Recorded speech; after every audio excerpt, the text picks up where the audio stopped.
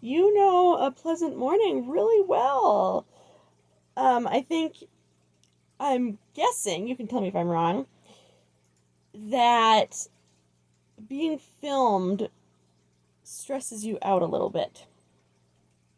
And that is totally fine. That's is great practice. So I would say let's do some more filming, even though it's stressful, because it should get less stressful as you get more used to it. Or at least, even if it's the same amount of stress, you'll learn how to handle it. So this is good for performing. So try to not show that you're nervous because that makes the audience nervous. And I don't know if we've ever talked about that before,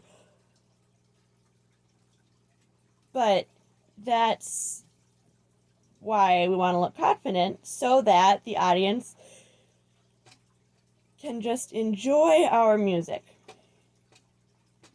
So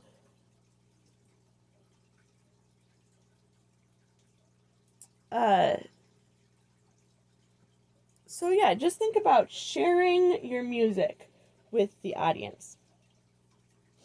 All right, and this you know really well. You can start memorizing it. And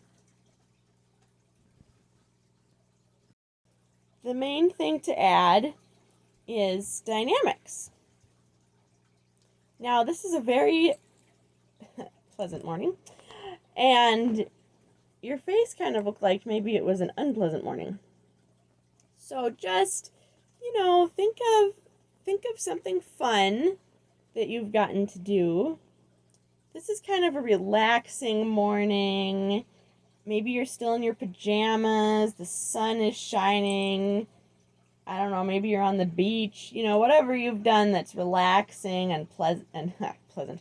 Um, pleasant. And this is you just enjoying yourself. So make the left hand chords less blocky, make them a lot lighter. Kind of like, oh look, there's a butterfly flittering or flitting about this pleasant morning. And at the very end,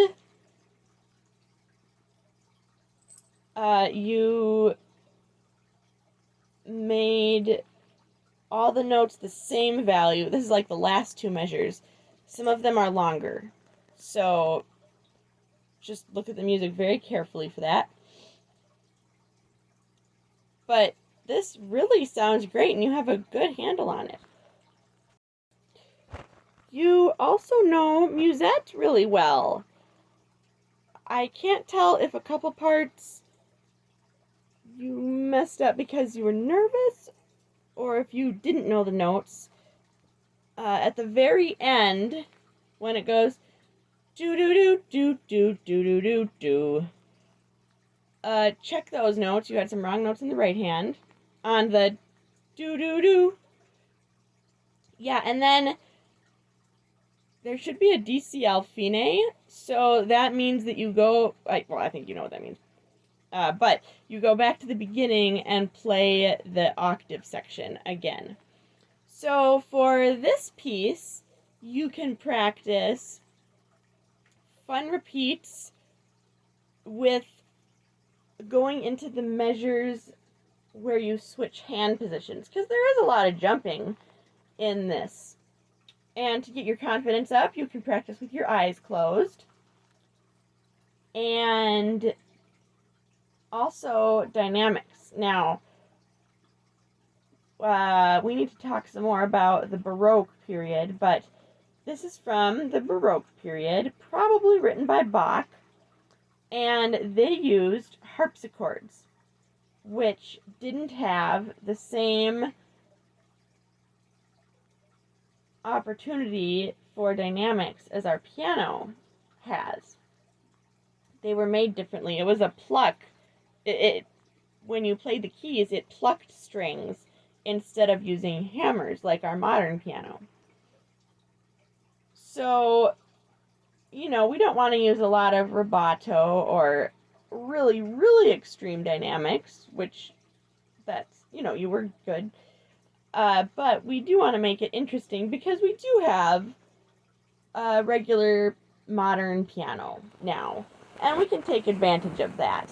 So it's kind of being in between, that style and what we can do now, but still being true to the Baroque period. So hopefully that makes sense. That's a big debate among teachers. You could have one judge that says, oh, you should use more rubato or ritardando or whatever. And then you could have another teacher that says, no, this was too much, this was too modern. You need to play it more like the Baroque era. So it's a debate for sure among teachers, college professors, everybody. But we'll go with kind of in the middle. And